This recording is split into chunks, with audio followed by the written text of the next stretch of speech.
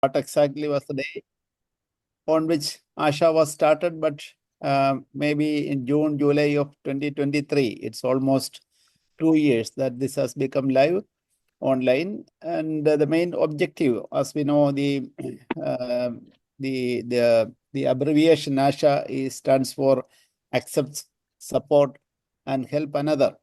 When doctors, we know that the kind of distress which can even lead to self-harm, acts of self-harm, and even suicide has been on the rise for the last few years. And this has prompted that we should start an initiative to help each other. Doctors who are in distress, doctors who are in need of help, not necessarily professional help, but with support from supporting each other. So with that great ideal in mind, Dr. Arun Kishore, Shaji, Dr. Jimmy, who is going to speak today, Dr. Alfred. These are some of the important names. Dr. Ashok Valsala, Dr. Smita, Dr. Shija. These are the names which come to my mind first. So people started sharing their ideas, and this was formed, and over these last nearly 18 or 19 months of its formation, it's a group which actively discusses, shares, and supports people who are practicing the profession in a very non-judgmental way, maybe in an informal way, sometimes even when professional help is needed, that can also be channelized into this group. And today we have Dr. Arun B Nair with us, very popular and a very articulate and a speaker, as we can see. Most of us know him. And my duty is to introduce Dr. Jimmy, who is going to be the chairing this session. Most of the people, Jimmy is well known to most of us. He is currently in the Department of Plastic and Reconstructive Surgery at Amrita Institute of Medical Sciences, Kochi. He was very much into this group, contributing to its basic concepts and also making it into a movement which many people are connected through Jimmy. I don't have to make a very formal introduction, just for he took his MBBS from Government Medical College, Thrissur, and then he went to take his master's in surgery from the famous Jipmar Pondicherry, and then again came down to Kerala to do his specialty MCH in plastic surgery, Government Medical College, Kozhikode. And he had, before joining Amrita, he has been into big names like Srinitra Tirunal Institute, Baby Memorial Hospital, and St. John's, Bangalore. And apart from being as a great plastic surgeon, he has a lot of interest. He is a prolific writer. Not only the scientific literature, he has a lot of work for science, and he published 7 books on various topics. And with great pride and satisfaction, happiness, I invite Dr. Jimmy Matthew to chair this session. Thank you. Over to Dr. Jimmy. Thank you, sir, for that introduction. Can people mute, please? Whoever is not in the meeting, can you please mute, please? Please don't unmute unless you are talking into the meeting, please. And I'm really thrilled to chair this session and honored to. And today we have Dr. Arun B Nair, who is a very well-known personality and I would like to invite him into the meeting.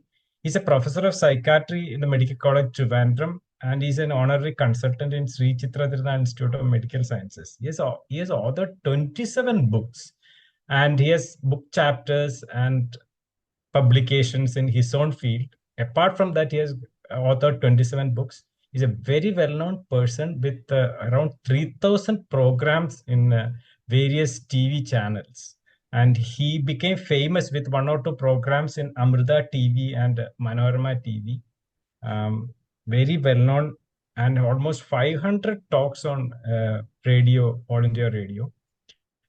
very active in disseminating psychiatric and mental health topics to the public. We are honored to have you, sir, and I would like to invite you to give this talk. He has also written a book on workplace mental health at the workplace, which I have read in the last 1 or 2 weeks. So please, sir, come on, and we will hear to the talk, and then we will ask the questions. Thank you.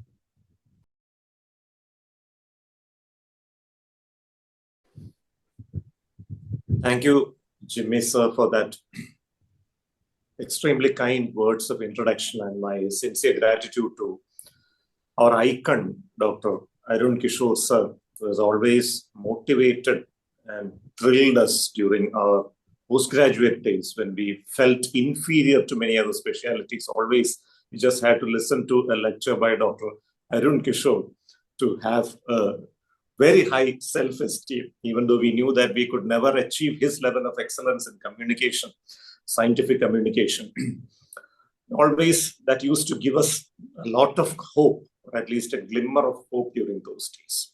So my sincere thanks to sir for giving me this great opportunity to talk on this issue. So the topic for today is mental health at workplace. Can we have the slides, sir?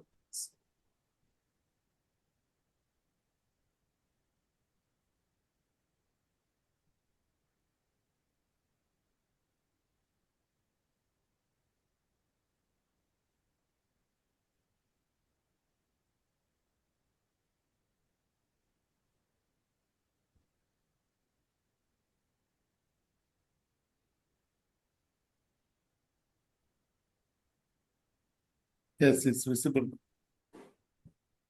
It's not the first one. Oh, okay. Yes. Next slide, please. Thank you. We know that for the first time, this terminology, mental health at workplace, we heard it in 2017 when it was made the theme of World Mental Health Day of 2017. A lot of discussions and deliberations regarding how to ensure mental health at workplace happened. And after that, again, probably by the next year, we went into a state of slumber. Then COVID came, took out 2 or 3 years of our life.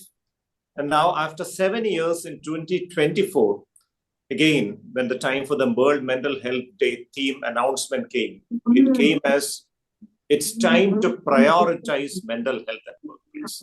So over a period of 7 years, it graduated from being mental health at workplace to it's time to prioritize mental health at workplace. So over 7 years, we at least learned that we need to prioritize mental health at workplace. So why this theme is relevant in modern times is, I would like to attract your attention to the National Economic Survey, which was presented in the Parliament in 2025 January, along with the budget in India.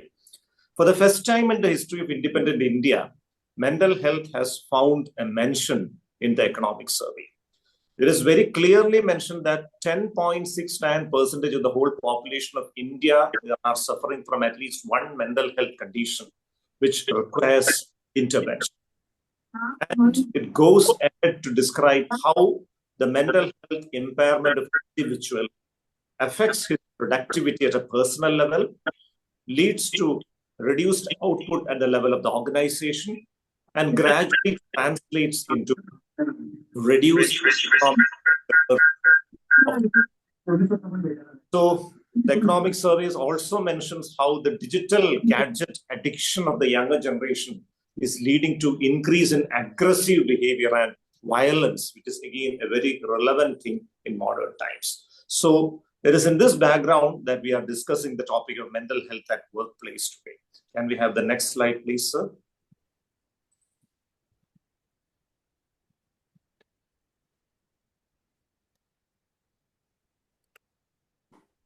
Just a moment, I'll come out of this and...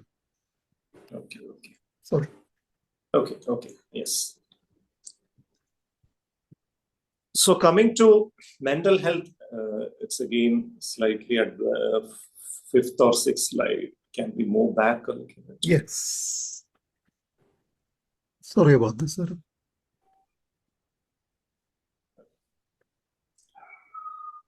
So when we are discussing about issues at workplace, which a doctor, medical professional is likely to have, you have to first analyze the stages of the life cycle of a medical professional. The life of a medical professional starts during the days when he is toiling very hard to get a seat in a medical school, going through the quintessential entrance coaching ordeal, I should say. So as a medical seat aspirant, he is educated by his elders that once you crack the entrance, life is going to be a bed of roses. And we reach the medical school with great pride, only to hear that our teachers of the basic sciences telling you that the biggest milestone of your life is going to be the next 1 year of your life. Once you pass the basic sciences, you're going to be, a great person. Again, these milestones happen one after the other, and you reach a stage where you pass out your final year MBBS and you're addressed as a doctor for the first time during your house surgency, and you feel elated on top of the world. But we know that the happiness which stems out of being addressed as a doctor may last for a maximum of a week. Then again, as the young interns of today address themselves, they get engaged in what you call the dog labor, or the pattipani as you call in Malayalam. And again, after they graduate and become a full-fledged doctor, next stage of competition to become a postgraduate. And postgraduate training, many postgraduate residents tell it or refer to it as a stage of glorified slavery. Then you pass out of the postgraduate degree, you get that degree also, may go to super specialty. Then we have to go through n number of fellowships to find your niche area of expertise. And after all these things, finally you become a consultant. And even after you become a consultant, the stress of your life does not come down. You get into a particular sector of work where private sector number games become important. It becomes important to generate income and revenue because investment in the private sector is very huge. Even if it is in the government sector, the workload is huge, different type of stressors, but the stress continues. And finally, towards the fag end of your life, the life cycle of a doctor reaches a stage where you experience boredom in your life. That is probably the last phase of the life of a doctor, the phase of boredom. So here again, we need to identify what is called burnout. We need to identify whether we are burnt out, whether our colleagues are burnt out, our residents are burnt out, and offer timely help. So when I discuss about the essential skills at workplace which people are supposed to have, first and foremost is a healthy communication. Communication between professionals, between doctors and allied healthcare professionals, with the patient, with administrators, with politicians, with bureaucrats, with police officers, with the judiciary. N number of situations where we need healthy interpersonal relationship at different levels, because of late, especially after COVID, I'm getting doctors presenting with a whole lot of relationship problems, which I may briefly touch upon in the coming slides. Then, of course, the biggest thing a doctor can experience is a doctor is a teacher, whether he is employed in medical education or not, because every time gets a chance to mentor a young professional. And of course, the most important thing, how to take care of your personal life also becomes important. Can we have the next slide, please, sir? When we come to the first of these points, that is communication, we need to go back to Harvard Human Development Study, which is the longest and largest study of human development undertaken anywhere in the world. Started in Harvard University in 1938, still continuing. More than 30,000 people have participated in the study. And the Harvard study clearly points out the most important factors which enhance the lifespan of a human being. The first four things which we have been taught since a long time, we also discuss about it: regular exercise, proper diet, staying away from alcohol, staying away from all kinds of tobacco products. But the fifth and most important factor which enhances the lifespan of a human being is the quality of your human relationships, especially that you established during your young age. The biggest tragedy of the life of a doctor is that doctor is always engaged in professional enhancement to the expense of interpersonal relationships. He reaches a stage in life where relationships matter, but he's incapable of establishing or sustaining relationships, maybe because of his professional scenario. So we need to focus on interpersonal relationships. That is what Harvard has identified for us. So coming to communication at workplace, we need to be a patient listener at different points of time. We need to listen patiently to the patient who is in front of us, to our subordinate, to our superior, to our colleagues who are part of the team. That is very important. But of course, it is very possible that you may be taken for a ride on multiple occasions. Like your OPD ends at a fixed time. You have seen the last patient. You go out. You have fixed a family engagement for the evening. You go out and get into the car. And after your work time is gloriously over, you see a person walking in and trying to attract your attention and telling that he had some major business, that is why he was late, and he asked for your attention. What should you do at that point of time? The God complex doctor, as he is called, he is supposed to attend to any case at any point of time, because the society expects a doctor to be selfless, to be open and interested in attending to any patient who wakes you up at God-forsaken hours at night. Doctor should not sleep. A doctor should not enjoy his personal space or personal life. That is what the society thinks about a doctor. And any doctor who is toiling like that day and night is celebrated as a role model. So are such role models necessary in the present scenario is a question we should ask ourselves.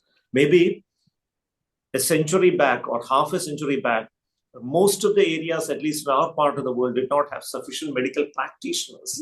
These hardworking doctors mattered a lot to the society. In the present scenario, where hundreds of doctors are available in every square kilometer of the world, whether a person should toil hard and strain himself that much is a question we should ask ourselves as well as the society. But of course, we need to be assertive in some situations. We have to be assertive to a patient who is coming for a non-emergency kind of a situation. When we are going for a personal emergency, we need to be assertive to people who are trying to take us for a ride. So assertiveness matters very much in communication.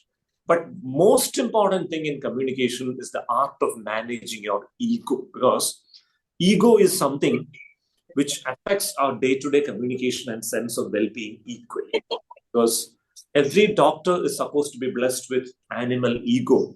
It's not his fault, because we have been trained like that. We have been exposed to an academic scenario which harbors or instills ego in our mind right from a very young age. But this egoistic interactions can create major problems in our workplace. So we need to manage our ego. Can we have the next slide, please? Yes. Coming to this phenomenon called mentoring. Believe me, mentoring is going to be an act which can give any doctor significant sense of satisfaction. Because the term generativity, when a doctor, a medical professional, grows up and becomes professionally excellent in a particular stage of his life, the art of imparting professional skills, opening the doors for the younger generation is very important. There was this very interesting book on business management, which was titled Radical Candor, which I had an opportunity to read. So that book states that when a superior person or a learned clinician or a person who is a senior in any given profession is interacting with the youngsters who are budding in the profession, there are 4 attitudes which they can display towards the youngsters. Number 1 is ruminous empathy. Pardon me for the spelling error.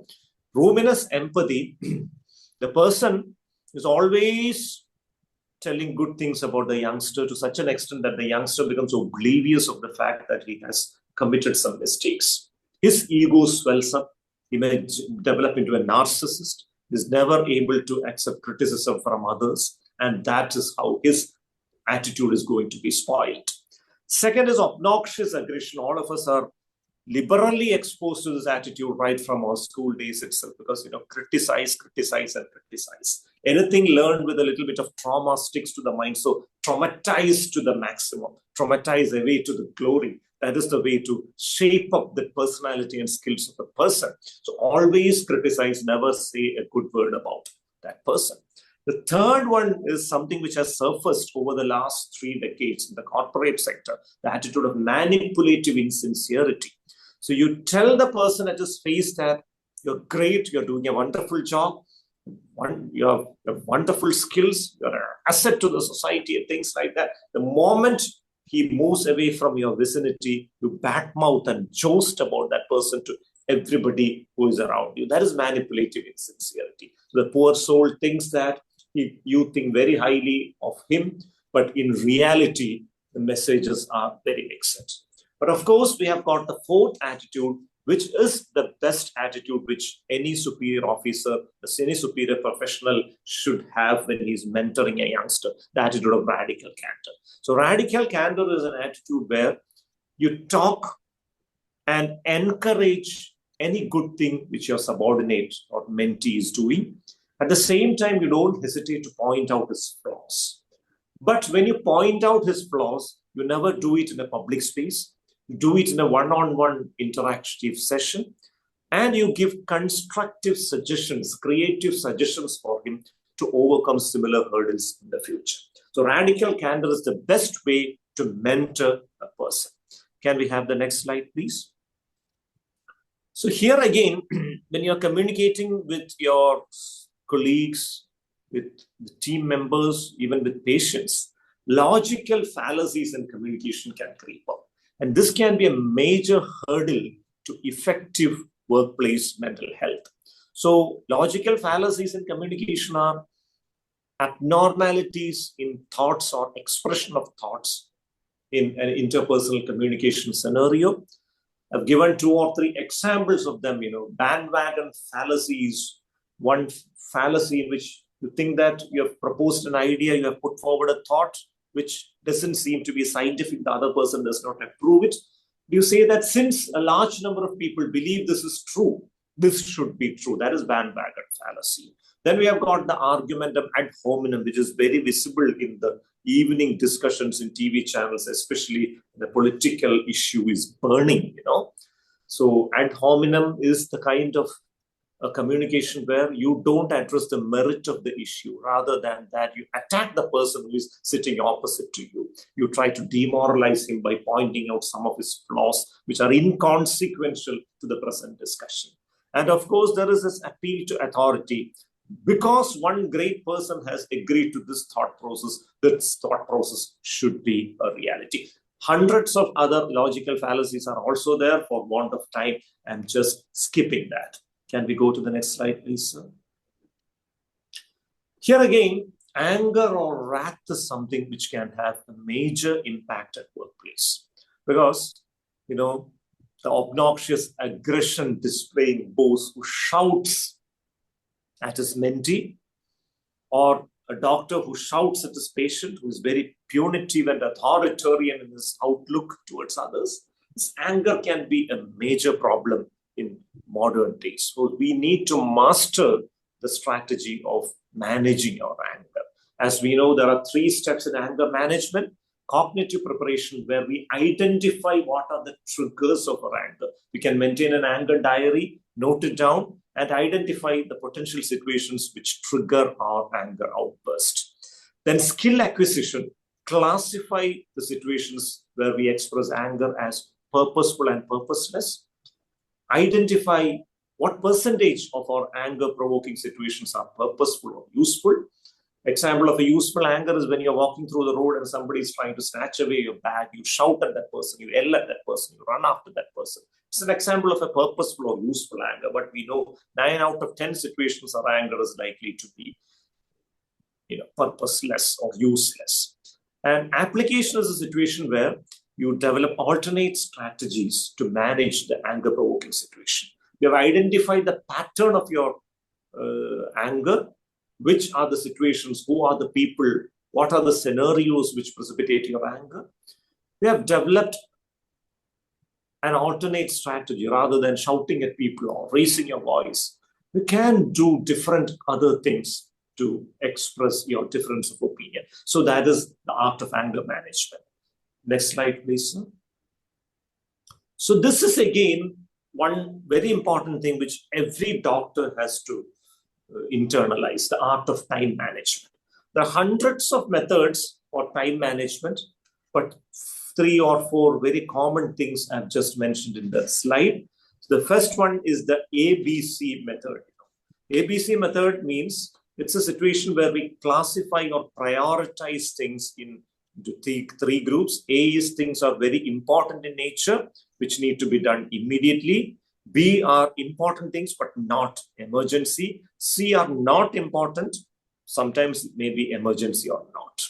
Then Eisenhower method. Eisenhower, the former president of US, who mentioned that I have 2 kinds of problems. Some of them are important, some are urgent. The urgent problems are not important and the important problems are not urgent. Once I solve this riddle, I think my problem will be managed. That was Eisenhower. So Eisenhower developed, a classification of issues which can be developed, classified into 4 categories. Urgent and important things, they have to occupy the priority. Like a child is ill. You need to drop everything and address that at any cost, undoubtedly. Of course, you need to entrust your emergency responsibilities at workplace to someone else. But of course, if your child is ill, somebody else may follow suit at that point of time. The second group of things in the Eisenhower strategy is urgent things which are not important.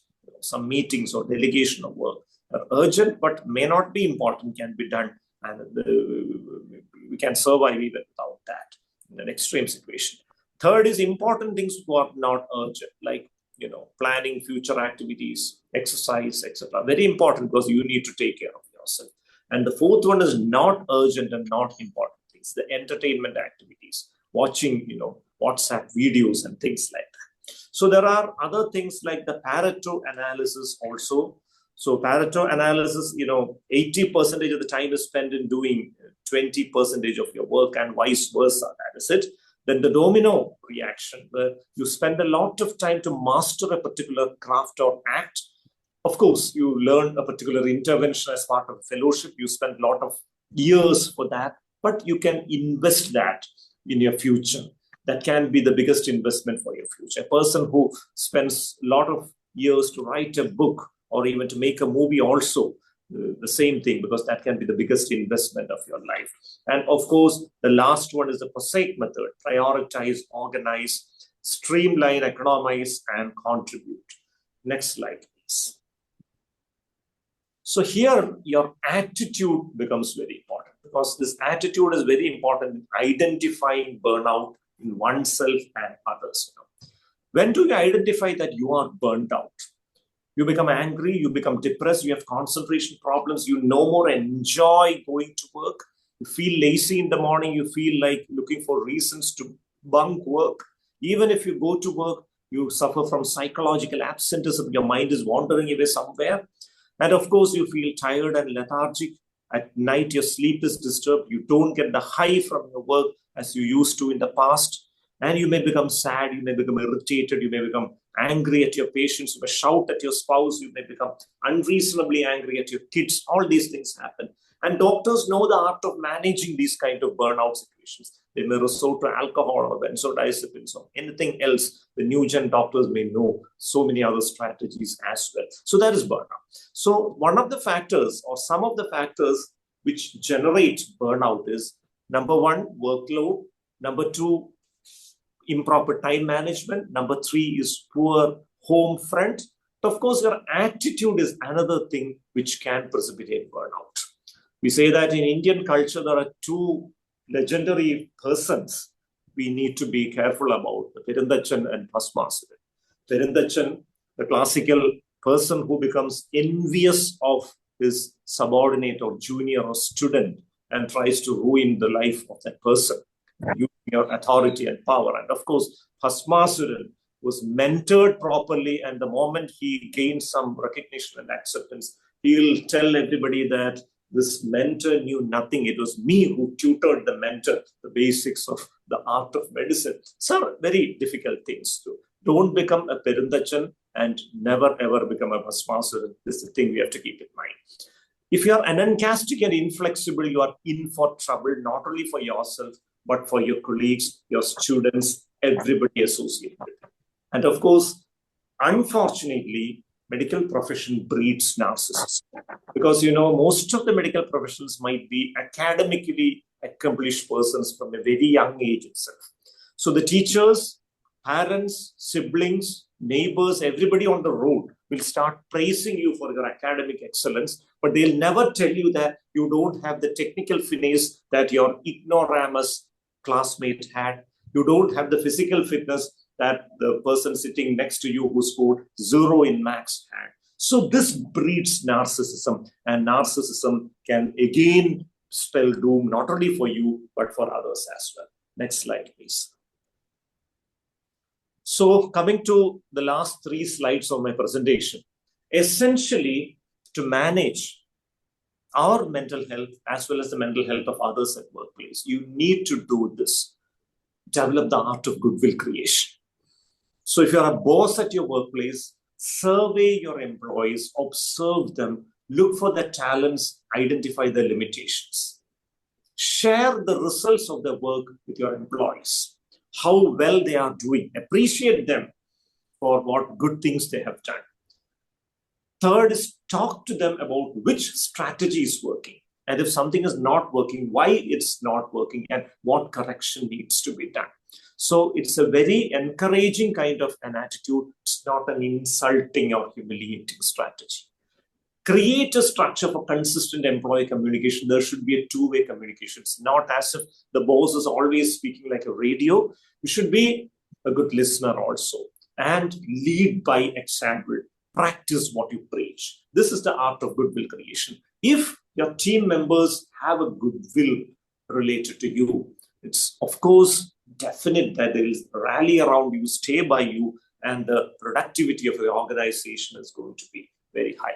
Next slide, please. Again, if you find that a subordinate, a student, a team member, or even a family member is going through stress, he's not sleeping, he's psychologically absent, he's showing absent-mindedness, he's not interested in work, what you can do, even without a training in mental health, is mental health first aid. 5 things. Number 1, approach the person who is showing signs of distress and proactively inquire with him regarding what is wrong, what is troubling him. Of course, there is something called toxic masculinity, which is very deeply ingrained in our community, because we read so many news about young adolescents who are dying by accidents. 16-year-old boy slipping and falling from top of a building, 10th floor of his apartment. An 18-year-old boy who is dying in a bike accident, 19-year-old boy who is getting drowned in sea. Most of these look like accidents, but unfortunately, at least a handful of them are suicides conveniently masqueraded as accidents. And the reason behind that, the philosophical reason behind that, is this concept of toxic masculinity. To be a male, you need to be powerful. You should never ask for help. You should never cry. You should never accept that you are suffering from pain. Never take treatment for silly illnesses like fever, cold, respiratory infection, etc. Never ever take treatment for a mental health problem, because all these are signs of weaknesses. The toxic masculinity sticks to your mind even at the last moment of your life. That even the last moment when you think that you have had enough, your suicide is conveniently organized in the form of an accident. It's a convenient arrangement for the parents too, because if you have lost a son by accident, the entire sympathy of the society will be towards you. If it is suicide and agreed or accepted as a suicide, it will be regarded as a parenting issue by the society. So the stigma which the society imposes is also very important. So approach the person who is in distress, proactively inquire with him regarding what is troubling, listen non-judgmentally without interrupting, intruding, trivializing, mocking that person. Listen very patiently till he vents out his mind. Of course, some professionals, especially senior and accomplished professionals, will have major problem in bending out to a junior person, because this God complex and toxic masculinity is somehow, with bits and pieces of narcissism are there in each and every one of us. So that may prevent us from opening up to a youngster who may want to help us. Of course, after patient listening, if it is because of a misconception that the person is stressed, give the correct information. And if he is going through something major, it's a life-threatening illness which he is going through, or one of his family members is going through, of course, give reassurance, but it should not be a blanket reassurance. Within my limitations as a human being, to the best of my ability, I would be there for you. Logical. Even after these 3 steps, if still the problem is continuing, the next step is to encourage professional help.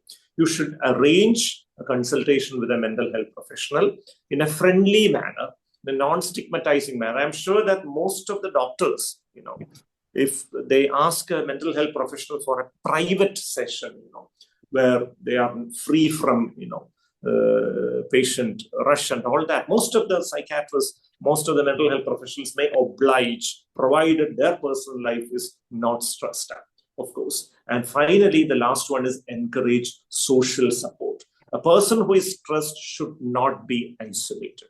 It's moments of isolation, because they said that doctors don't have a healthy social network around them in normal circumstances, because they don't attend marriages. Even if it is that of a close relative, they don't go. Even if a friend is calling you for a marriage, they don't go. The ministers may come for marriage, but doctors will definitely not go. That will create a negative attitude. And finally, towards the fag end of your life, when you are calling these relatives and friends for the marriage of your kid, they may not take it very positively. That is also a very important thing. So social support is very important. One very good thing that doctors can do is meet up with your MBBS batchmates at least once in 3 months, whoever are available. It's going to be a very energizing experience, because those are the people who know you right from the days where you have come up from scratch. Those are the people who have loved you and accepted you and made you part of their system or social circle when you never had any of the crowns or the achievements you boast about now. So once in 3 months, an offline meeting with your old classmates is going to be something good, and maybe as frequently as you can, online meetings also. It's going to be something which will enhance the social support. The next slide, please.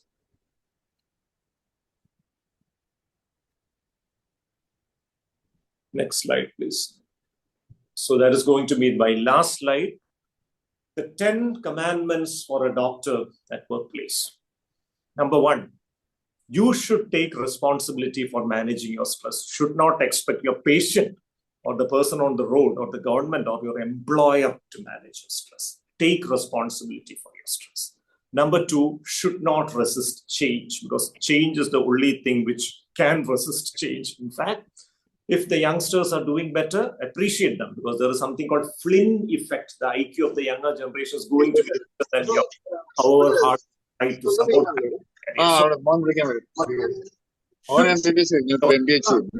Please mute. Accept, don't strain, exercise, recreation, everything you should set apart. Set apart some time for your family. Love your spouse, because without spouse, spend 30 your kids, all eating. Prioritize. Spend time with your children. Go out for and understand your. Sorry, there's a lot of disturbance. Please mute. If you are not speaking into the meeting, can you please mute? Okay, thank you. Thank you very much. Thank you very much. Understand your limitations. Don't think that you're a superhuman being or a god. Please shed your God complex. Understand you have limitations, and you can ask a colleague to complement your work so that the team work gives best results. So should not work alone. The team is what is most important. Should not kill, should not take it out on others. Means don't shout, don't display your anger, don't create problems to people at your workplace to the best of your ability. Should work smart and not hard. So work hard is something which we have been taught right from a very young age itself, right from school. But once you grow old, you should develop the art of smart work, not hard work. Don't work for too many hours, work for 3 or 4 hours a day, see a select number of patients and enjoy the rest of your time. Do things you love to do after that. Seek joy and mastery in work. Again, identify your area of expertise, develop that to the maximum, write a book on that, maybe publish some papers on that, conduct some workshops to mentor youngsters on that. That is how you find mastery. You may be regarded as a pioneer in that particular area of expertise. And of course, the last one, the most important thing, a doctor should be a lifelong learner. You may have an opportunity to learn a lot from your own students, your own kids. Of course, be open to any kind of learning. Thank you. Thank you very much for your very patient listening.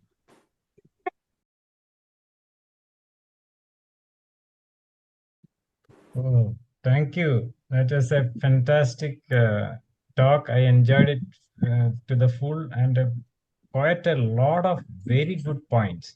I particularly like the 10 commandments, but 10 is a little too many. So I thought, can you just give 2 or 3 what you like?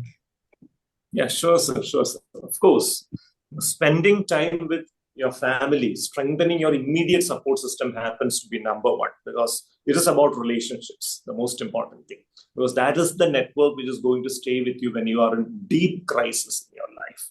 Number two, what I've told you, just connect with your undergraduate college batchmates at least once in 3 months. That is also going to give you.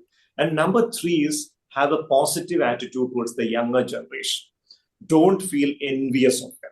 These 3 things may be the most important things. Thank you, sir. Okay, thank you. That is very, very interesting. Would you say that doctors are somehow, high achievers? So they are very driven to. So does that really predispose to this burnout? Because they cannot take, as in general, I feel that they cannot take failures. They cannot work less. That problem, do you see that? Absolutely, sir. It is a fierce sense of competition which is instilled in doctors right from a very young age. As you have rightly pointed out, high achievers, academically accomplished people, everybody would be, telling great things about them. And that will instill a sense of this, competitiveness, fierce competitive spirit. They want to be better than everybody else. And that is one important factor which is going to adversely affect. Because, live and let live is a better philosophy rather than, trying to occupy everything on your own. So that is why I've just emphasized on the philosophy of teamwork. It is important. And of course, enjoy the process of your mentee growing up and becoming even bigger than you. You should develop that attitude. If you are able to do that, half the job is done. Okay, excellent. I now want the audience, whoever wants to ask questions, you can ask. Whoever from I our, believe maybe- Dr. Manoj Rajgopal has raised his hand. Yeah, please. Hi, thank you. Thanks, Arun sir and Dr. Jimmy. And hi, Dr. Arun. I don't know whether you remember me. We did do a talk a while ago. I liked first of all, a very fantastic talk. Thank you very much for taking us through this. I can clearly say, empathize the way you took us through that, and many of the things do reflect on our own practice, isn't it? And one of the things which I wanted to check with you is, aren't we, the medics, our own biggest enemy? Like, say, you rightly spotted, mentioned about we not engaging with our own social culture and being siloed into our own practice and not doing anything else. And when it comes to our own issues, that's all like towards the retirement. That's the only time when we start going out for functions. You rightly mentioned there will be even ministers there, but the doctors won't be there for any of those things. And I can clearly see that. And I say, how do we change the society? I'm thinking, like, is it just the people or the society, or should we be the first people who needs to change and be there out and be there for functions. Make sure we work from, say, 9 to 5 or like 8 to 8, and then make sure that we have our own times when we go out and see other people have join functions. What do you think, Dr. Arun? Of course, sir, we should set an example ourselves, because doctors who are recognized in the society, if they start doing this, it can start a sea change in the attitude of the public also, because the public sees that this doctor is going for functions. So they may take it in a little odd way to begin with. What is this fellow doing here? How can't he go and help some patients? But over a period of time, this attitude will change. And of course, another thing which we need to do is we have to talk about this issue in the medical curriculum. Unfortunately, there's something called attitude, ethics, and communication in the medical curriculum in India from 2019 onwards. But even though the first couple of years it was trained in a proper manner, now most of it has been reduced to, a theory class on all these issues. Nothing else is discussed. So we need to instill these elements in the mind of the young budding professionals, because you should not develop this God complex. You're a part of the society. As a doctor, with your knowledge, can contribute to different other areas also, maybe administration and so many other areas, arts, literature. There are different areas where you can contribute.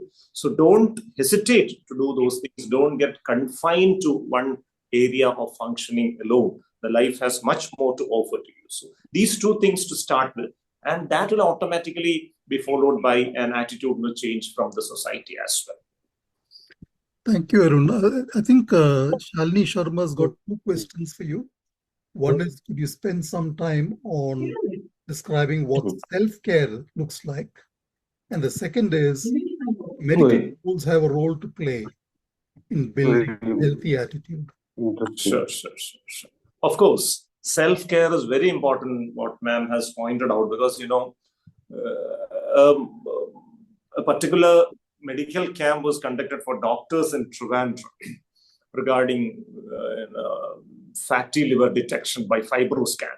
28 people attended. 20 of them had various grades of fatty liver, and the remaining 8 had various stages of fibrosis. It was 100%, as you know. So these are all points, our health, physical and mental health, is not as good as we hope it to. And, IMA has conducted a study which showed that the average lifespan of an Indian doctor is around a decade less than that of the general population. So we are dying much earlier than our own patients. There are some absolute realities which we need to internalize and understand. So certain things to be done is, of course, your sleep is very important. So sleep is one of the most important things which determine your health, especially after middle age. So at least 6 hours of uninterrupted sleep at night is very important. And that should be a quality sleep as well.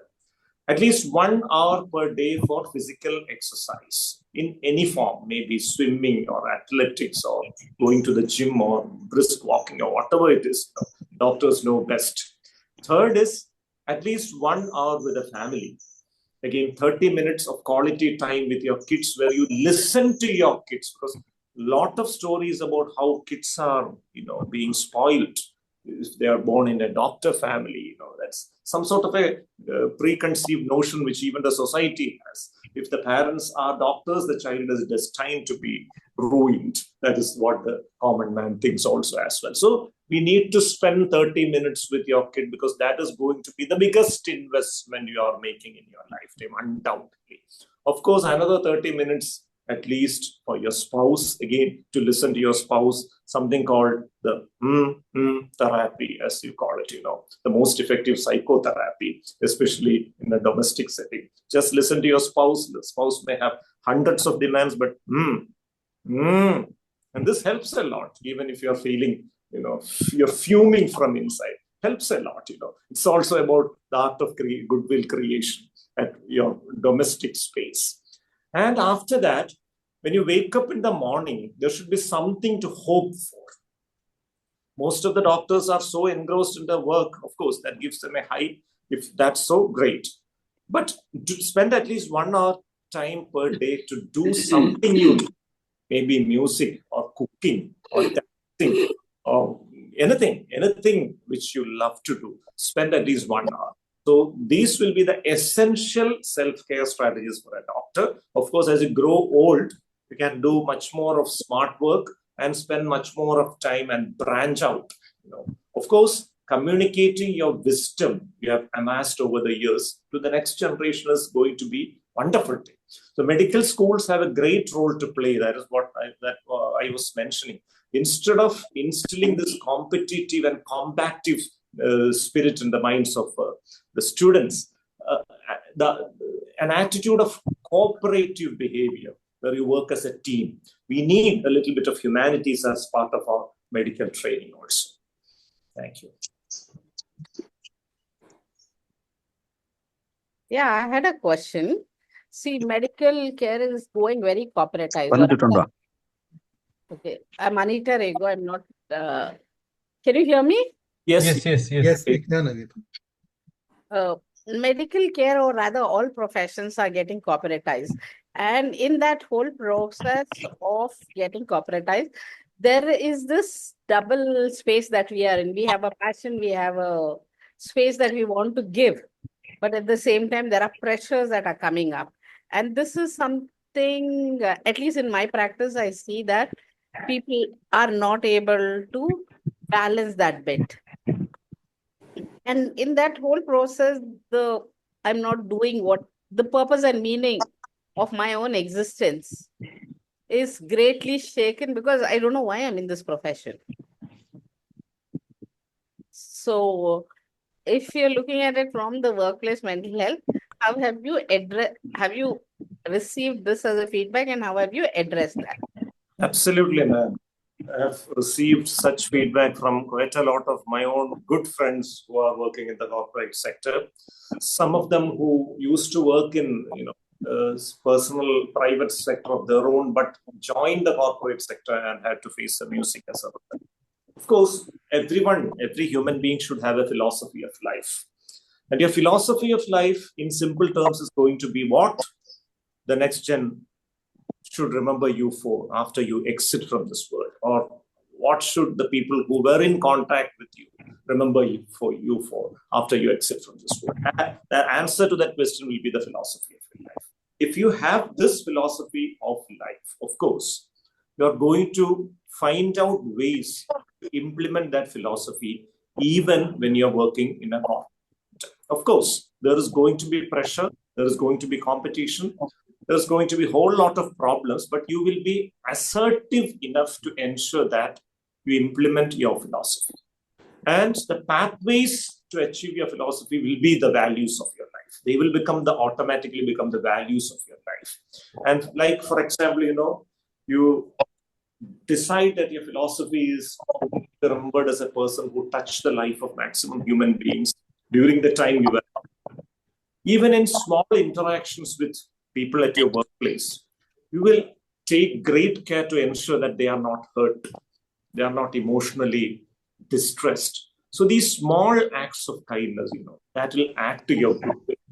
And that will lead to a situation where your colleagues, your team members will give a feedback to you, about you. They'll speak about you. And that will translate into a positive environment, even in a fiercely competitive corporate. Thank you.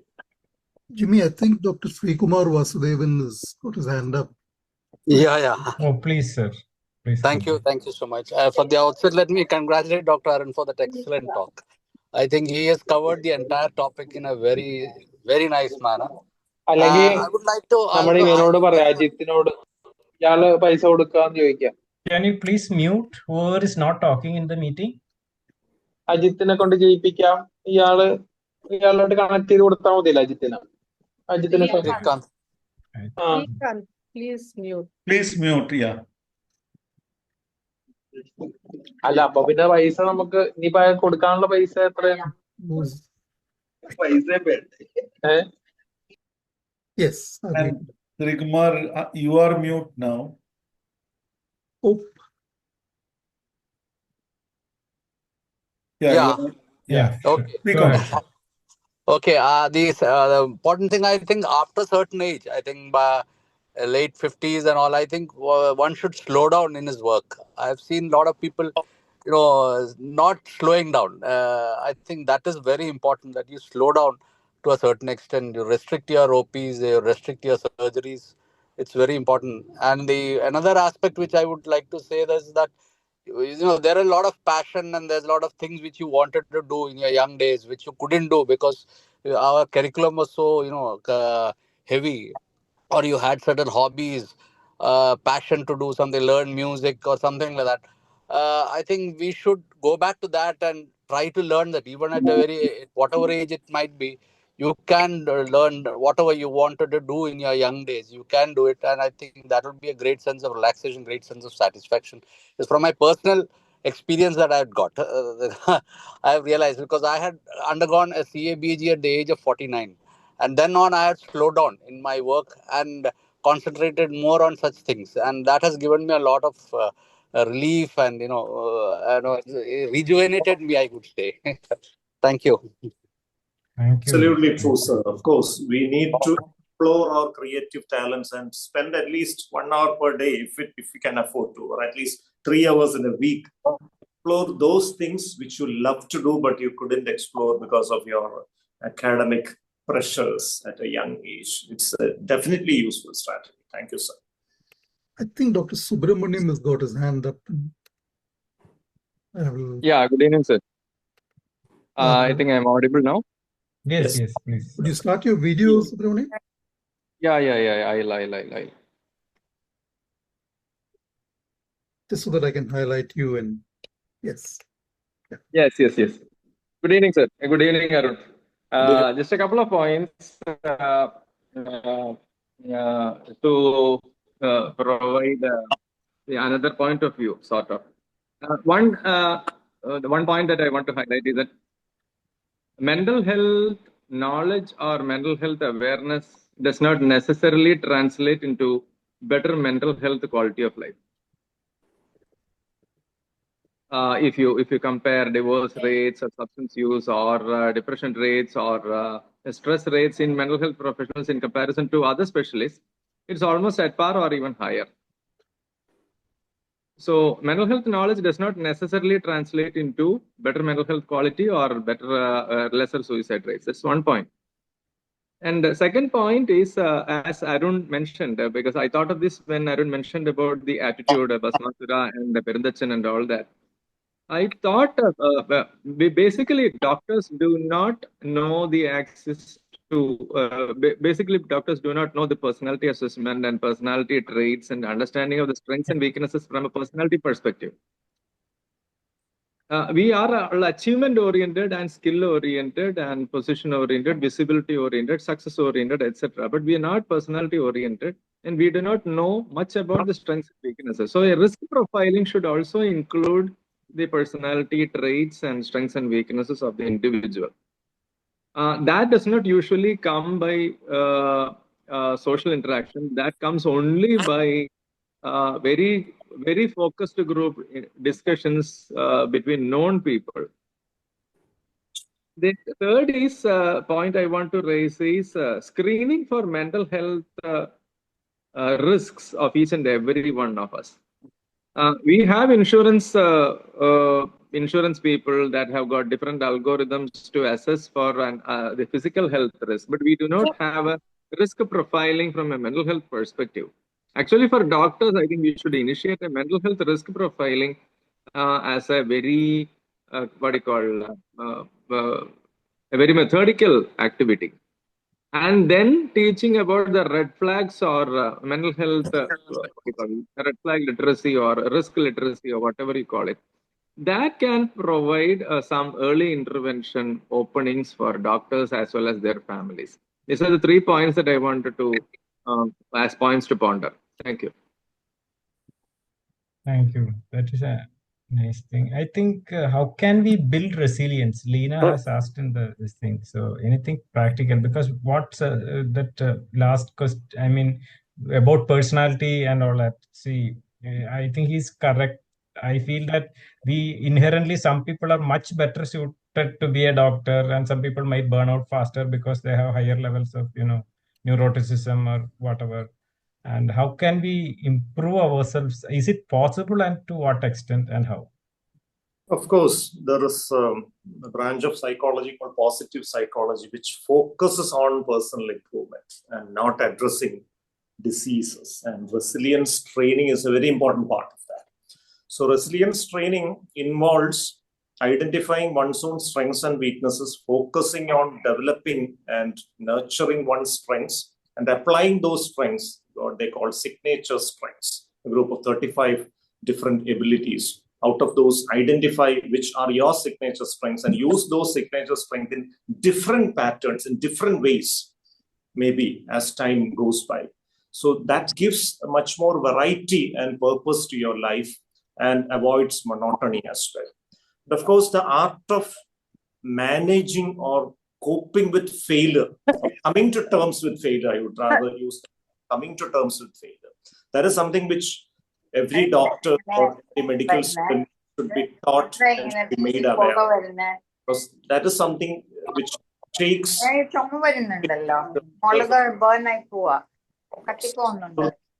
can be involved. So there are wonderful training modules on resilience, like the Penn Resilience training, which is specifically for the underprivileged people. But some of those elements can be incorporated into the AdCom sessions, which can be given in medical school itself, so that right from a very young age itself, before the prefrontal cortex fully matures, these kind of concepts can be internalized by the medicos before they graduate out of the medical school itself.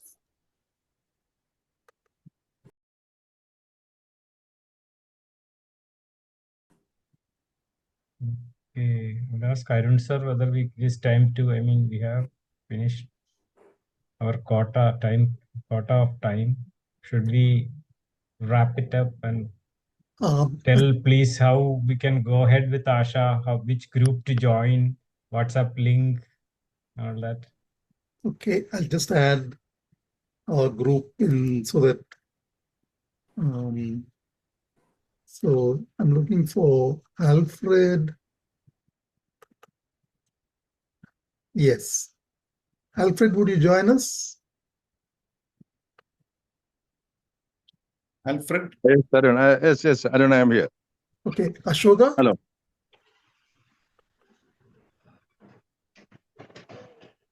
Yes, Arun, I am here. I am traveling now. Oh, you're Yes, I am traveling. here. Okay. We Yeah, will I am here. excuse you. I am here. Okay, I will excuse you.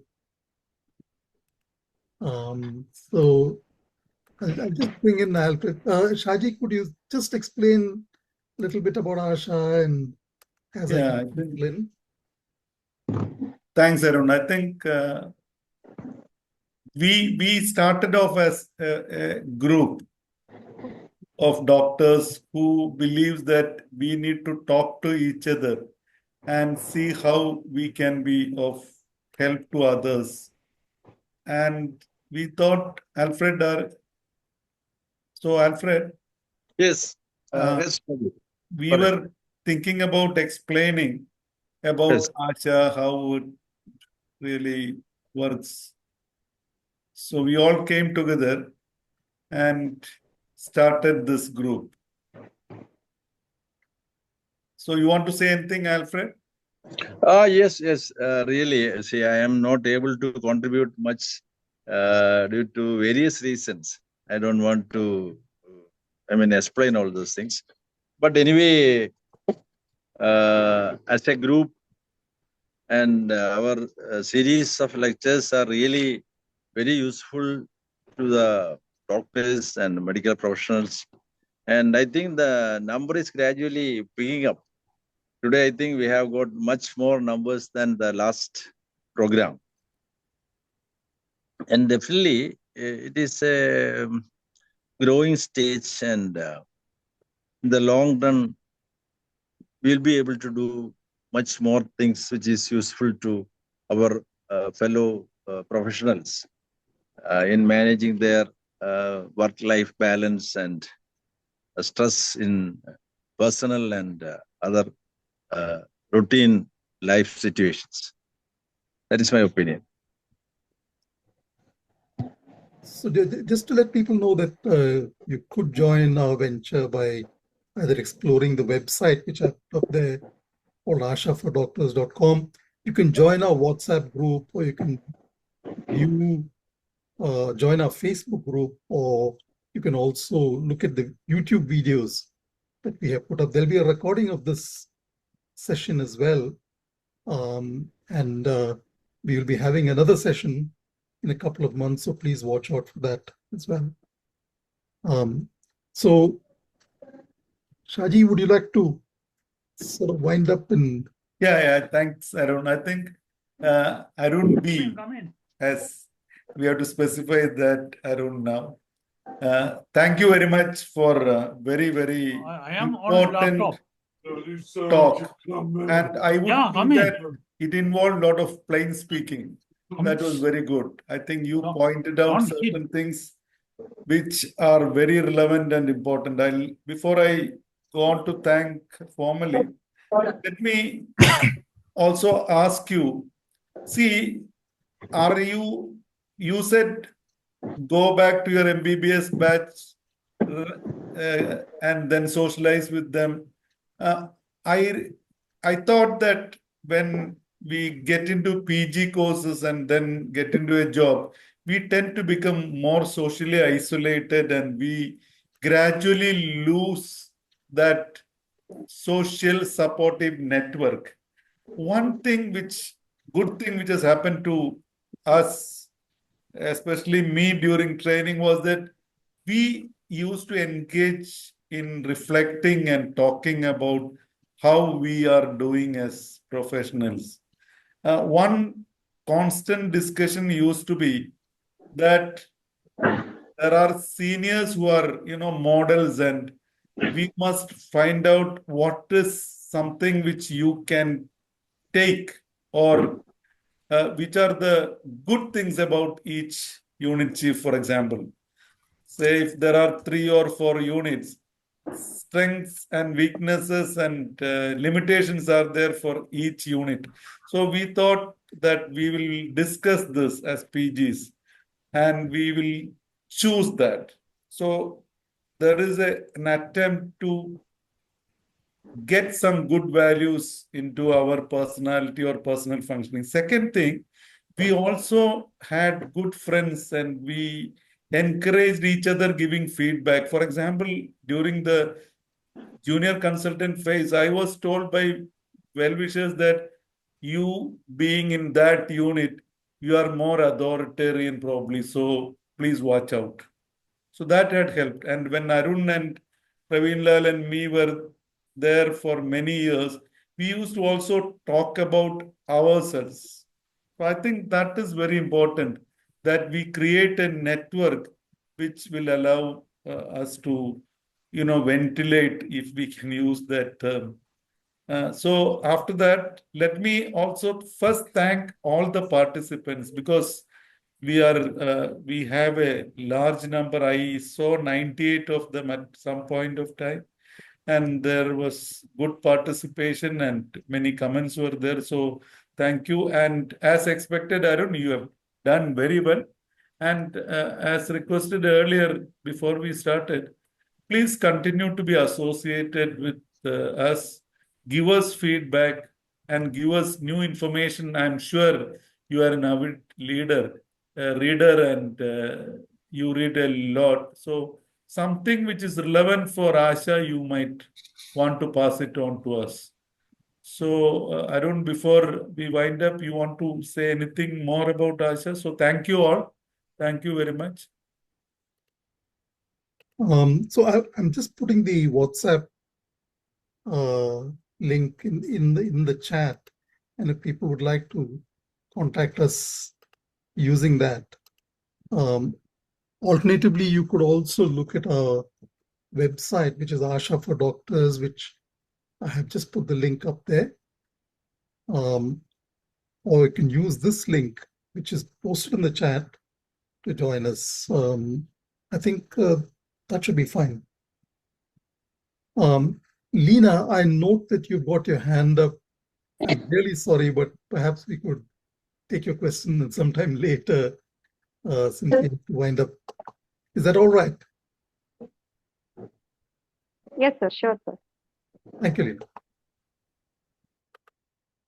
Okay, thank you, Arun. Shall I stop the recording and we'll Jimmy, is it time to wind up? Shaji? Yeah, sir. We will Yeah, wind up. I think we can continue any discussion